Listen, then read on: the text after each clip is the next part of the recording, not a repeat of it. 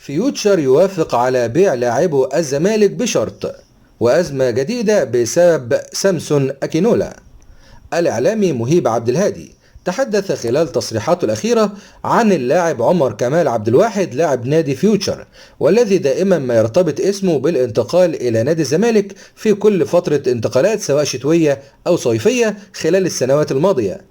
حيث أكد مهيب عبد الهادي خلال تصريحاته إن إدارة فيوتشر وافقت بالفعل على بيع اللاعب لنادي الزمالك، ولكن بقيمة مالية كبيرة جدا وهي 40 مليون جنيه، وذلك على عهدة مهيب عبد الهادي الشخصية. مهيب عبد الهادي وعبر صفحته الشخصية على موقع التواصل الاجتماعي تويتر كتب عن هذا الأمر قائلا: فيوتشر رحب ببيع عمر كمال عبد الواحد للزمالك الموسم القادم، لكنهم طلبوا الحصول على 40 مليون جنيه. يأتي هذا في الوقت الذي تحدث فيه مهيب عبد الهادي أيضا والحديث على عهدته الشخصية، وذلك عن الموقف الحالي للاعب سامسون أكينولا مهاجم الزمالك حتى الآن، اللاعب الذي تأكد رحيله عن صفوف الزمالك بنهاية هذا الموسم، وما زالت الأقاويل تتحدث عنه بشكل رحيله عن صفوف الفريق.